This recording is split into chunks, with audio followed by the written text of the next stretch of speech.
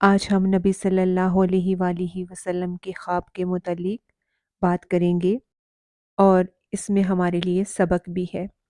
سمرہ بن جندب کہتے ہیں کہ نبی صلی اللہ علیہ وآلہ وسلم جو صحابہ سے اکثر بات کیا کرتے تھے، معمولات میں سے ایک یہ بھی تھا کہ آپ جو ہے وہ صبح ان سے پوچھا کرتے تھے کہ کسی نے کوئی خواب دیکھا، پھر کوئی چاہتا تو اپنا خواب بیان کرتا۔ آپ صلی اللہ علیہ وآلہ وسلم نے اسی طرح ایک صبح کو فرمایا، رات میرے پاس دو آنے والے آئے اور انہوں نے مجھے اٹھایا اور مجھ سے کہا کہ ہمارے ساتھ چلو۔ میں ان کے ساتھ چل دیا۔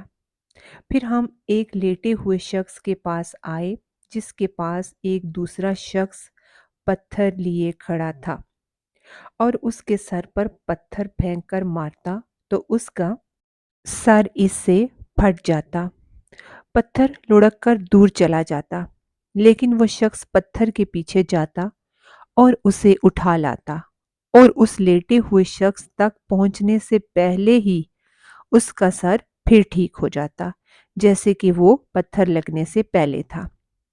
کھڑا شخص پھر اسی طرح پتھر اس پر مارتا اور وہی صورتیں پیش آئی جو پہلے پیش آئی تھی۔ آپ صلی اللہ علیہ وآلہ وسلم نے ان دونوں سے جو انہیں ساتھ لے کے گئے تھے پوچھا، سبحان اللہ، یہ دونوں کون ہیں؟ فرمایا کہ مجھ سے انہوں نے کہا کہ آگے بڑھو۔ فرمایا پھر ہم آگے بڑھے اور ایک ایسے شخص کے پاس پہنچے جو پیٹھ کے بل لیٹا ہوا تھا اور ایک دوسرا شخص اس کے پاس لوہے کا ایک آنکڑا لیے کھڑا تھا اور یہ اس کے چہرے کے ایک طرف آتا اور اس کے جبڑے کو گدی تک کھینچتا، چیرتا اور اس کی ناک کو گدی تک چیرتا اور اس کی آنکھ کو گدی تک چیرتا، یعنی کہ وہ ایک طرف سے چیرتا اس کے چہرے کو، پھر دوسری طرف، اور ابھی وہ دوسری جانب سے فارغ بھی نہ ہوتا تھا کہ پہلی جانب جو تھی وہ اپنی صحیح حالت میں لوٹ آتی، پھر دوبارہ اسی طرح سے کرتا جس طرح اس نے پہلی مرتبہ کیا۔ اس طرح برابر ہو رہا تھا۔ فرمایا کہ میں نے کہا، سبحان اللہ، یہ دونوں کون ہیں؟ تو انہوں نے کہا کہ آگے چلو، آگے چلو، یعنی ابھی نہ کچھ پوچھو۔ چنانچہ ہم آگے چلے گئے۔ پھر ہم ایک تنور جیسی چیز پر آئے اور اس میں جیسے شور و آواز تھی۔ پھر ہم نے اس میں جھانکا تو اس کے اندر کچھ ننگے مرد اور عورتیں تھیں اور ان کے نیچے سے آگ کی لپٹ آتی تھی۔ جب آگ انہیں اپنی لپیٹ میں لیتی تو چلانے لگتے۔ رسول اللہ صلی اللہ علیہ وآلہ وسلم نے فرمایا کہ میں نے ان سے پوچھا، یہ کون لوگ ہیں؟ تو انہوں نے کہا کہ چلو چلو۔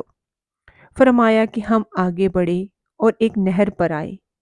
میرا خیال ہے کہ وہ خون کی طرح سرخ تھی اور اس نہر میں ایک شخص تیر رہا تھا اور نہر کے کنارے ایک دوسرا شخص بھی تھا جس نے اپنے پاس بہت سے پتھر جمع کر رکھے تھے، اور یہ تیرنے والا تیرتا ہوا جب اس شخص کے پاس پہنچتا جس نے پتھر جمع کر رکھے تھے تو وہ اپنا منہ کھول دیتا اور کنارے کا شخص اس کے منہ میں پتھر ڈال دیتا۔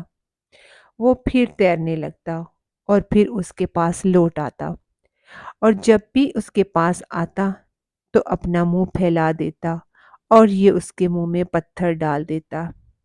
فرمایا کہ میں نے پوچھا، یہ کون ہیں؟ فرمایا کہ انہوں نے کہا، آگے چلو، آگے چلو۔ فرمایا پھر ہم آگے بڑھے اور ایک نہایت بدصورت آدمی کے پاس پہنچے۔ جتنے بدصورت تم نے دیکھے ہوں گے ان میں سے سب سے زیادہ بدصورت۔ اس کے پاس آگ جل رہی تھی اور وہ اسے جلا رہا تھا اور اس کے چاروں طرف دوڑتا تھا۔ میں نے پوچھا ان سے کہ یہ کون ہے؟ انہوں نے کہا کہ آگے چلو، اور ایک ایسے باغ میں ہم پہنچے جو ہرا بھرا تھا اور اس میں موسم بہار کے سب پھول تھے۔ اس باغ کے درمیان ایک بہت لمبا شخص تھا، اتنا لمبا کہ میرے لیے اس کا سر دیکھنا دشوار تھا، جیسے وہ آسمان سے باتیں کرتا تھا۔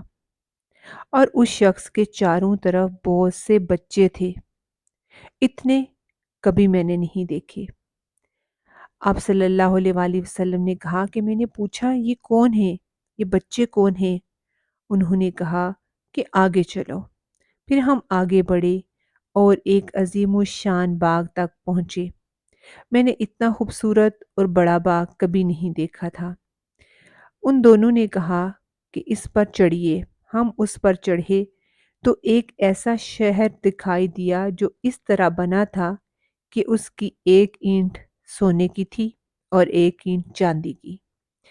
ہم شہر کے دروازے پر آئے تو ہم نے اسے کھلوایا، وہ ہمارے لیے کھولا گیا اور ہم اس میں داخل ہوئے۔ ہم نے اس میں ایسے لوگوں سے ملاقات کی جن کے جسم کا نصف حصہ نہایت خوبصورت تھا اور دوسرا نصف نہایت بدصورت۔ حضور صلی اللہ علیہ وسلم نے فرمایا، دونوں ساتھیوں سے کہا، ان کے دونوں ساتھیوں نے ان لوگوں سے کہا کہ جاؤ اس نہر میں کود جاؤ۔ ایک نہر سامنے بہہ رہی تھی ان لوگوں کے، اس کا پانی انتہائی سفید تھا۔ وہ لوگ گئے اور اس میں کود گئے۔ پھر ہمارے پاس وہ لوٹ کر آئے تو ان کا وہ جو بدصورت عیب تھا وہ دور ہو چکا تھا، اب وہ نہایت خوبصورت ہو گئے تھے۔ نبی صلی اللہ علیہ وآلہ وسلم نے فرمایا کہ ان دونوں نے کہا کہ یہ جنت عدن ہے اور یہ آپ کی منزل ہے۔ حضور صلی اللہ علیہ وآلہ وسلم نے فرمایا کہ میری نظر اوپر کی طرف اٹھی تو سفید بادل کی طرح ایک محل اوپر نظر آیا۔ فرمایا کہ انہوں نے مجھ سے کہا کہ یہ آپ کی منزل ہے۔ فرمایا میں نے ان سے کہا اللہ تعالیٰ تمہیں برکت دے، مجھے اس میں داخل ہونے دو۔ انہوں نے کہا اس وقت آپ نہیں جا سکتے، لیکن ہاں آپ اس میں ضرور جائیں گے۔ فرمایا کہ میں نے ان سے کہا آج رات میں نے بہت عجیب و غریب چیزیں دیکھی ہیں، یہ چیزیں کیا تھی جو میں نے دیکھی؟ فرمایا انہوں نے مجھ سے ہم آپ کو بتائیں گے۔ پہلا شخص جس کے پاس آپ گئے تھے اور جس کا سر پتھر سے کچلا جا رہا تھا، یہ وہ شخص ہے جو قرآن سیکھتا تھا اور پھر اسے چھوڑ دیتا تھا اور فرض نماز کو چھوڑ کر سو جاتا۔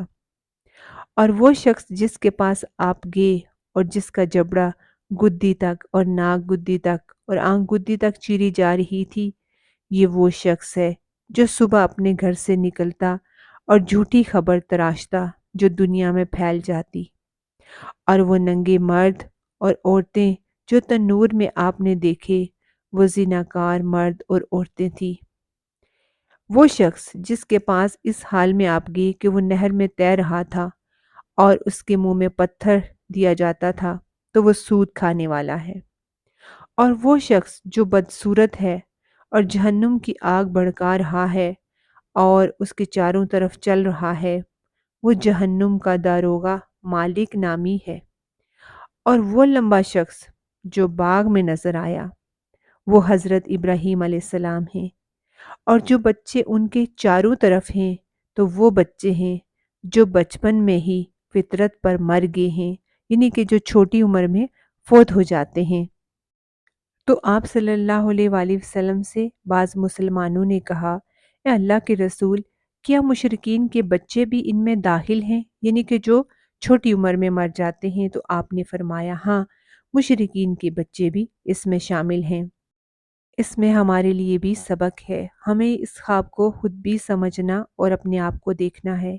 وہ لوگ جن کا آدھا جسم خوبصورت تھا اور آدھا بدصورت، وہ لوگ جو اچھے کے ساتھ برے عمل بھی کرتے تھے اور پھر اللہ نے ان کو بخش دیا۔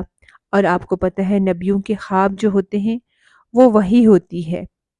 نبی صلی اللہ علیہ وآلہ وسلم کو دوزخیوں کے عذاب کے نظارے دکھلائے گئے اور مختلف لوگ جو دنیا میں عمل کر رہے ہیں ان کے انجام بتائے گئے، تاکہ آپ صلی اللہ علیہ وآلہ وسلم اپنی امت کو بتائیں اور ان کی اصلاح فرمائیں۔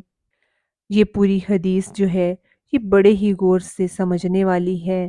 اللہ تعالیٰ ہر مسلمان کو اس سے عبرت حاصل کرنے کی توفیق بخشے اور ہم ان تمام گناہوں سے بچیں اور اللہ سے بچنے کی توفیق مانگے۔ اللہ تعالیٰ ہمیں ان تمام گناہوں سے بچائے۔